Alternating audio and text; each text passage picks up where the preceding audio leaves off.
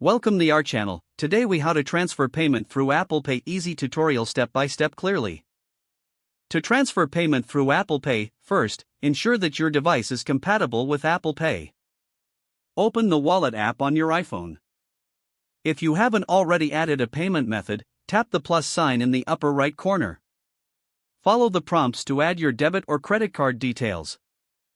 Once your payment method is set up, navigate to the app or website where you want to make a payment. Select the item or service you wish to purchase.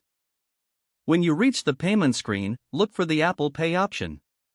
Tap on Apple Pay to proceed. Review the payment details to ensure everything is correct. If you're satisfied, confirm the payment by double-clicking the side button on your iPhone. You may be prompted to use Face ID, Touch ID, or enter your passcode for security. After your payment is processed, you'll see a confirmation screen. You'll also receive a notification regarding the transaction. And that's it. You've successfully transferred payment through Apple Pay. If the page does not load, refresh the browser or try again in a private or incognito window.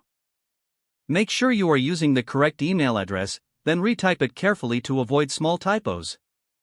If your password is not accepted, use the reset option and create a new strong password you can remember. Check your spam folder for verification or security emails, then complete any requested confirmation steps. Enable two-factor authentication if available to improve account security and reduce unauthorized access risk.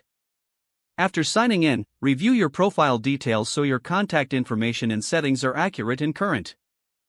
If you see an error message, note it down and try again after restarting your device and internet connection.